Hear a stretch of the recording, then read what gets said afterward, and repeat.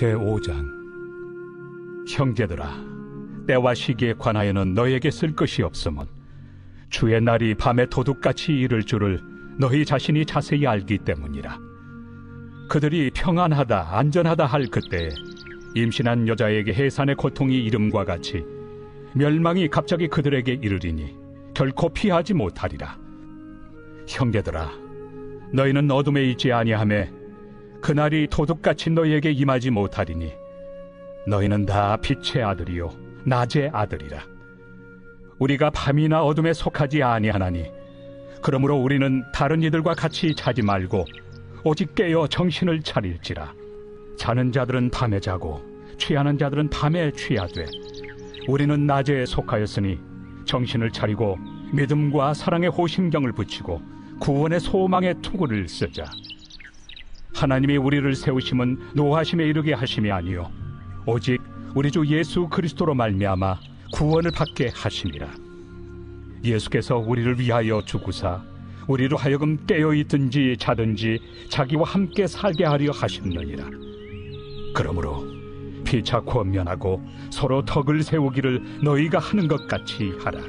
형제들아, 우리가 너희에게 구하노니 너희 가운데서 수고하고 주 안에서 너희를 다스리며 구원하는 자들을 너희가 알고 그들의 역사로 말미암아 사랑 안에서 가장 귀히 여기며 너희끼리 화목하라. 또 형제들아, 너희를 권면하노니 게으른 자들을 권계하며 마음이 약한 자들을 격려하고 힘이 없는 자들을 붙들어주며 모든 사람에게 오래 참으라. 삼가 누가 누구에게든지 악으로 악을 갚지 말게 하고 서로 대하든지 모든 사람을 대하든지 항상 선을 따르라. 항상 기뻐하라. 쉬지 말고 기도하라. 범사에 감사하라. 이것이 그리스도 예수 안에서 너희를 향하신 하나님의 뜻이니라. 성령을 소멸하지 말며 예언을 멸시하지 말고 범사에 헤아려 좋은 것을 취하고 악은 어떤 모양이라도 버리라. 평강의 하나님이 친히 너희를 온전히 거룩하게 하시고 또 너희의 온 영과 혼과 몸이 우리 주 예수 그리스도께서 강림하실 때 흠없게 보존되기를 원하노라. 너희를 부르시는 이는 미쁘시니 그가 또한 이루시리라. 형제들아, 우리를 위하여 기도하라. 거룩하게 입맞춤으로 모든 형제에게 문안하라. 내가 주를 힘입어 너희를 명하노니 모든 형제에게 이 편지를 읽어주라. 우리 주 예수 그리스도의 은혜가 너희에게 있을지어다. 교회에서 많이 사용하는 용어 중 하나가 하나님의 뜻입니다. God's will, 이 하나님의 뜻이 무엇일까요? 우리는 하나님의 뜻을 알기를 원합니다. 저는 청소년, 청년 대상으로 사역을 해왔어서 미래를 염려하고 걱정하는 젊은 이들을 많이 보았습니다. 하나님의 뜻이 무엇일까? 나는 어떤 학교를, 어떤 전공을, 어떤 대학교를, 나는 어떤 직업을, 어떤 배우자를 만나야 할까? 하나님의 뜻은 무엇일까? 이렇게 고민하는 이들을 많이 보았습니다. 쉬운 문제가 아닌 것과 같이 답이 쉽게 찾아지지 않는 경우를 너무나도 많이 보았습니다. 우리 모두도 미래에 대한 염려와 두려움이 있을 수 있습니다. 그러나 오늘 말씀을 통해 하나님께서 우리에게 말씀하십니다. 하나님의 뜻은 단지 내 미래의 걱정과 고민에서 그치는 것이 아닙니다. 미래를 잘 선택하는 것이 하나님의 뜻을 이루는 것만은 아닙니다. 오늘도 지금 이 순간도 하나님의 뜻대로 살아갈 수 있다는 것입니다. 하나님의 뜻을 오늘 본문 말씀을 통해 볼 수 있습니다. 16절에서 18절 말씀입니다. 항상 기뻐하라, 쉬지 말고 기도하라, 범사에 감사하라. 이것이 그리스도 예수 안에서 너희를 향하신 하나님의 뜻이니라. 영어 성경 전체를 보면 한 구절당 평균 25개의 단어가 있습니다. 그런데 16절을 보시면 단어가 총 3개, 17절은 영어 성경에 2개밖에 없습니다. 사실 16절에서 18절의 내용을 다 한 구절로 합칠 수 있었는데 왜 한 절 한 절 분리했을까요? 그만큼 이 항상 기뻐하라, 쉬지 말고 기도하라, 범사에 감사하라는 이 말씀이 너무나도 중요한 말씀인 것입니다. 제가 어렸을 때 제 어머님은 저한테 많은 것을 바라지 않으셨습니다. 그냥 크리스마스 카드 그리고 생일 카드를 꼭 써드려야 했습니다. 근데 꼭 써야 했습니다. 제가 한국어로 쓰는 것도 어려웠지만 더 어려웠던 것은 제 어머님 생신이 1월 초입니다. 그래서 크리스마스와 며칠 이게 차이가 안 납니다. 2 카드를 앞뒤로 채울 만한 그 내용, 그걸 고민하고 또 말씀 보고 고린도전서 13장 어머니의 사랑 이러면서 그렇게 고민하고, 근데 그게 1년, 2년 쓰는 거죠. 이게 20년 써보십시오. 진짜 어려워요. 그래서 제가 머리를 한번 써봤습니다. 크리스마스 카드와 생일 카드를 합쳐서 한 카드를 드리자 생각했는데 어머님께서 2 카드를 원하셨습니다. 하나하나의 소중함을 느끼고 싶으셨던 것입니다. 그래서 성탄의 기쁨을 담은 한 카드, 생신 축하드리는 마음 가득한 그 한 카드를 매년 준비하였습니다. 그래서 제가 한국어를 조금 더 잘 쓸 수 있는 은혜도 있었겠죠.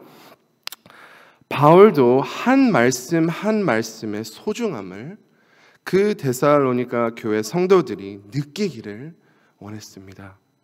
이 3가지 말씀을 살펴보며 하나님의 뜻을 더 깊이 묵상해 보도록 하겠습니다. 먼저 하나님께서 우리가 항상 기뻐하기를 원하십니다. 우리는 좋은 일에 당연히 기뻐합니다. 하지만 당연히 또 어려운 일을 당하면 슬퍼합니다. 그래서 놀이기구가 올라갔다 내려가는 것을 반복하는 것처럼 우리의 마음도 기뻤다 슬펐다 반복되는 것 같습니다. 우리의 상황들이 항상 우리가 바라고 원하고 계획하는 대로 될 수는 없습니다. 그래서 하나님께서 우리의 기쁨이 우리의 상황에 달리지 않기를 원하십니다. 참된 기쁨을 하나님 안에서 찾으라는 말씀입니다. 주 안에서 기뻐하는 것입니다. 우리는 이제 하나님의 자녀입니다. 이것은 영원한 사실입니다. 그래서 우리는 영원히 하나님의 놀라운 사랑 안에 거하는 것입니다. 로마서 8장 38절에서 39절 말씀입니다. 내가 확신하노니 사망이나 생명이나 천사들이나 권세의 자들이나 현재일이나 장래일이나 능력이나 높음이나 깊음이나 다른 어떤 피조물이라도 우리를 우리 주 그리스도 예수 안에 있는 하나님의 사랑에서 끊을 수 없으리라. 아멘. 어떤 상황 속에서도 하나님께서 무조건적인 사랑으로 우리를 사랑하십니다. 그래서 기뻐하는 것입니다. 우리가 잘못을 하여도 하나님께서 우리를 변함없는 사랑으로 다가와 주시는 그런 사실이 얼마나 큰 기쁨과 축복인지 모릅니다. 또 어려움을 허락하시는 분이 하나님이십니다. 로마서 5장 3절에서 4절 말씀입니다. 다만 이뿐 아니라 우리가 환난 중에도 즐거워하나니 이는 환난을 인내를, 인내는 연단을, 연단은 소망을 이루는 줄 알미로다. 하나님께서 허락하신 환난을 즐거워하는 것입니다. 이 환난을 통해 인내를 통해 연단을 통해 소망을 갖게 하십니다. 하나님은 사랑하는 자녀들을 옳은 길로 가게 하시는 분이십니다. 그래서 우리가 어려운 일에도 기뻐할 수 있는 것입니다. 좋은 일은 하나님께서 허락하신 좋은 일이어서 기뻐하고, 어려운 일에는 우리가 더욱 깊은 믿음으로 이끌어 주실 것을 믿으며 기뻐하는 것입니다. 어려운 일을 통하여 우리가 혹시 잘못된 길을 가고 있었다면 주의 길로 다시 향하도록 인도하심에 기뻐하는 것입니다. 또 쉬지 말고 기도하는 것이 하나님의 뜻입니다. 당연히 손 모으고 무릎 꿇고 눈 감고 하루 종일 자나 깨나 기도하는 것은 불가능합니다. 이것들은 하나님 앞에서 겸손히 기도드리는 자세이고 또 우리가 기도에 몰두할 수 있도록 도와주는 자세이지만 자세는 기도가 아닙니다. 기도는 하나님과 소통하는 것입니다. 하나님과 대화하는 것입니다. 하나님께서 인격적인 하나님이십니다. 그래서 하나님께서 우리가 하나님께 마음을 드리기를 원하십니다. 모든 방해하는 요소들을 멀리하고 하나님께 구별해서 드리는 기도도 필요하고 또 하루 종일 하나님과 동행하며 하나님을 의지하고 하나님을 사랑하는 마음으로 온종일 대화를 나누는 것입니다. 정말 마음이 잘 통하는 친구나 연인과 함께 대화하면 그보다 더 행복한 시간은 없습니다.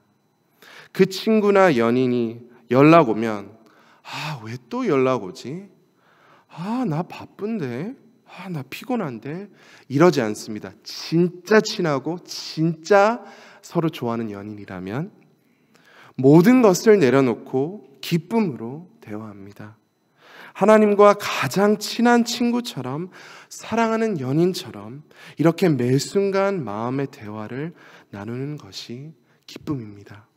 하나님을 사랑해서 쉬지 말고 기도하는 것이 기쁨이 되는 것입니다. 또 범사에 감사하는 것이 하나님의 뜻입니다.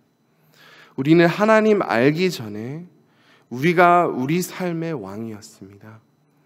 우리가 스스로 행복을 찾아야 했고 우리가 마음의 허전함과 공허함을 스스로 채워야 했습니다. 우리가 이 죄로 가득한 마음과 무거운 짐을 다 혼자서 짓고 살아야 했습니다. 하지만 우리가 예수님을 믿고 나서는 예수님께서 우리의 왕이 되셨습니다. 예수님께서 죄와 사망의 문제를 해결해 주시고 모든 무거운 짐을 대신 지어주시고 하나님 사랑으로 우리의 병든 마음을 고치셨습니다. 그리고 우리는 이제 하나님 주권 안에 있습니다. 모든 것이 하나님 주권 안에 있는 것을 믿습니다. 그래서 감사할 수 있습니다. 좋은 일에도 힘든 일에도 감사할 수 있습니다. 사랑이 많으신 실수 없으신 능력의 하나님의 통치 안에 있는 것이 얼마나 축복입니까? 얼마나 큰 축복입니까? 그 통치, 그 주권, 그 사랑 안에 있는 것을 믿으며 모든 일에 감사하는 것입니다.